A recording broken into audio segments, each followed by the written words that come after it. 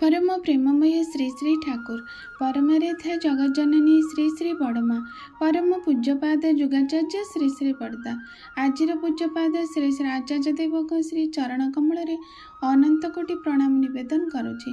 सभी गुरु परिवार श्रीचरण में अनंत कोटि प्रणाम निवेदन करुछि। मोर भिडियो देखुथिबा प्रत्येक गुरु भाई और माँ मानू अंतरर ढेर सारा भल पाइबा और शुभकामना। सबुदिन परि आज यही शुभ दिन एक सुंदर भिडियो आलोचना करबा। जो आलोचना आम मान बहु प्रेरणामय आलोचना हो, जो आलोचना आम मान इष्टमय जीवन यापन करने एक मुख्य खोराक हो उठू। यह ही मोर भिडियो करिवार प्रमुख उद्देश्य। तेणु आज एक सुंदर भिडियो आलोचना रखिबा। यथा समय इष्ट निर्देश मृत कले हुए रिष्ट निकाश। अर्थात यथा समय इष्टंकर निर्देश को जदि आम पालन करिबा, जदि मानिबा, निश्चित आमरे बहु बड़ बड़ रिष्ट खंडन हो जाई परिबो, बहु बड़ विपद रु आम रक्षा पाई परिबा। एही उपरे एक विशेष वास्तव घटना जहाँकि परम प्रेम श्री श्री ठाकुर समय घटना ता आपन सामने कहूँ। ता थिला अश्विन मास। ए मासर शेष भाग आड़कू जाजन उद्देश्य फरीदपुर यात्रा करिवे एपरि भावे मन स्थिर करिसेंती त्रैलोक्यनाथ भाई श्रीजुक्त त्रैलोक्यनाथ चक्रवर्ती। यात्रा पाई समस्त व्यवस्था हो सारी, बिछणापत्र बंधा होइछि। एही समय गुरु भाई निवारण चंद्र बागची आसी संवाद देले श्री श्री ठाकुर डाकुचंती आपणको आज फरीदपुर जिबा हेबनी। आश्चर्य हेले त्रैलोक्यनाथ भाई। श्री श्री ठाकुर अनुमोदन अनुसार तो से फरीदपुर जीवाई प्रस्तुत होउछंती।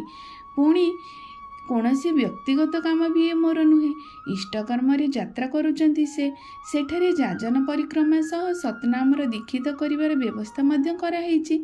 एपरि अमृतमय कर्मरे पुणी बाधा काहेकि? एक कथा मने मने त्रैलोक्यनाथ भाई भावुचंती। से निवारण भाई मध्य तांका सहित जीवा कथा।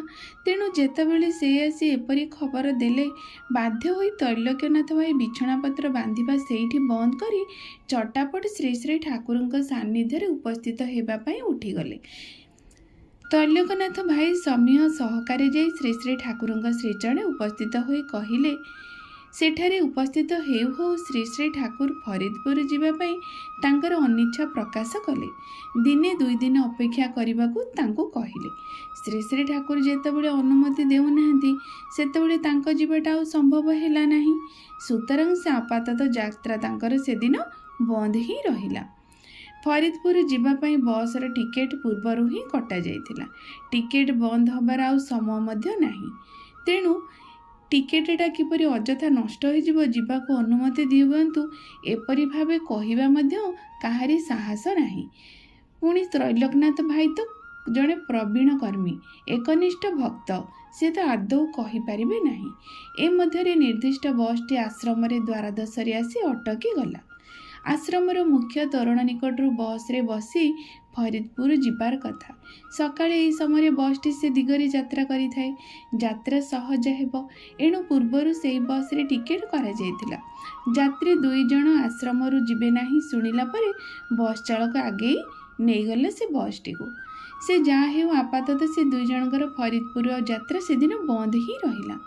किंतु काहेकि एपरि हेला सेपरि प्रश्न हुए तो काहारी काहारी मनरे आसुथिला। किंतु एकनिष्ठ त्रैलोक्यनाथ भाई श्री श्री ठाकुर आदेश को शिरधार्य करी स्वाभाविक भावे दिनचर्या करने लगिले। ए मध्य मध्याह्न समय अतिक्रांत है। आनंद बजारी प्रसाद आज ग्रहण कले। से श्री श्री ठाकुर विश्राम नेले। अपराह्ने श्री श्री ठाकुर शଯ୍ୟା त्याग कले। पुणी भक्त मानकर मेली जमिला तांक चतुर्पार्श्वरे। संध्या होई आसुची। एही समय श्री श्री ठाकुर त्रैलोक्यनाथ भाई और निवारण भाई को डाकी कहिले, एबे तुमे फरीदपुर जाइपार। दिने दुई दिन अपेक्षा करबाकू कहिथिले, पुणी हठात आज कौन पाई कहउचंती? से जहाँ हेउ आदेश जेमिति से पाइले तत्क्षणात खूब कम समय मध्य प्रस्तुति नहीं बाहरी पड़िले दुहें। ए समय किंतु हिमायतपुर आश्रम दे बस यात्रा करेना। संध्या परे पावनारू ही बस मध्य मिलिबो। हिमायतपुर पावना जीवाई संध्या समय सेपरी कौनसी गाड़ीर व्यवस्था नहीं। ଅଗତ୍ୟା ବାଧ୍ୟ ହୋଇ ଦୁହେଁ ଚାଲି ଚାଲି ପାବନା ଯାତ୍ରା କଲେ। ପାବନାରୁ ବସ୍ ଧରି ଈଶ୍ୱର ଷ୍ଟେସନ ଅଭିମୁଖେ ଯାତ୍ରା କଲେ। ଈଶ୍ୱରଦୀ ଷ୍ଟେସନରେ ପହଞ୍ଚିଲା ପରେ ରହସ୍ୟ ପ୍ରକୃତରେ ଉନ୍ମୋଚିତ ହେଲା।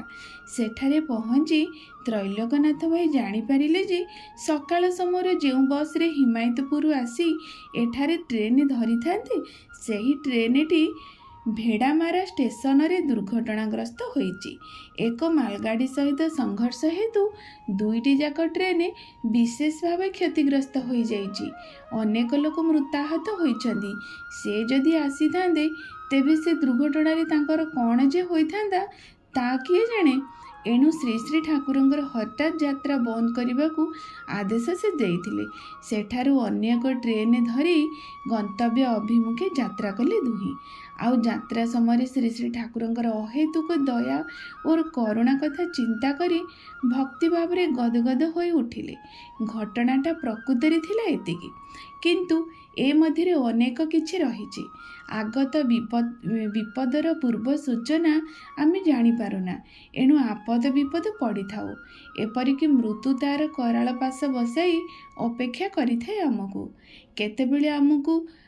କେତେବେଳେ ଆମେ ଯିବୁ ଏଠାରେ, କିନ୍ତୁ ସେପରି ହେଲା ନାହିଁ। ଅଗତ୍ୟା ଅପମୃତ୍ୟୁରୁ ବଞ୍ଚାଇ ଦେଲେ ଠାକୁର। ପୁନର୍ଜୀବନ ଲାଭ କଲେ ଶ୍ରୀ ତ୍ରୈଲୋକନାଥ ଚକ୍ରବର୍ତ୍ତୀ। କେବଳ ପ୍ରଭୁଙ୍କ ଯୋଗୁଁ ଆଜି ଭକ୍ତ ପୁନର୍ଜୀବନ ଲାଭ କଲା, ଏହା କହିଲେ ଅତ୍ୟୁକ୍ତି ହେବ ମଧ୍ୟ ନାହିଁ। ଶ୍ରୀ ଶ୍ରୀ ଠାକୁର କିନ୍ତୁ ଏପରି ଭାବେ କାହାକୁ କିଛି କୁହନ୍ତି ନାହିଁ। ପୂର୍ବ ସୂଚନା ଦେବା ତାଙ୍କ କାମ ନୁହେଁ। ଯେ ତାଙ୍କୁ ଅନୁସରଣ କରେ, ତାଙ୍କ ନିର୍ଦ୍ଦେଶକୁ କଣ୍ଟାଏ କଣ୍ଟାଏ ମାନେ, କେବଳ ତାଙ୍କୁ ହିଁ ସେ ଏପରି ନିର୍ଦ୍ଦେଶ ଦେଇଥାନ୍ତି। କେତେ ଜନ୍ମର ତପସ୍ୟା ଫଳରେ ମଣିଷ ପୁରୁଷୋତ୍ତମକୁ ଇଷ୍ଟ ରୂପରେ ଗ୍ରହଣ କରିବାରେ ସୌଭାଗ୍ୟ ପ୍ରାପ୍ତ ହୁଏ, ତାହା କିଏ ଜାଣେ।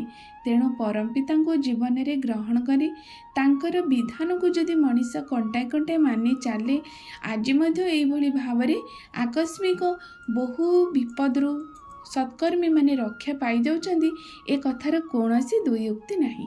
ତେଣୁ ଏହି ସୁନ୍ଦର ଆଲୋଚନା ମାଧ୍ୟମରେ ଆମେ ଏତିକି ଅନୁଭବ କଲେ, ଜୀବନରେ ଇଷ୍ଟଙ୍କୁ ମୁଖ୍ୟ କରି ଇଷ୍ଟଙ୍କ ନିର୍ଦ୍ଦେଶ ମାନି ଚାଲିଲେ ଏଇଭଳି ଅନେକ ବଡ଼ ବଡ଼ ବିପଦରୁ ମଣିଷ ରକ୍ଷା ପାଇଯାଏ।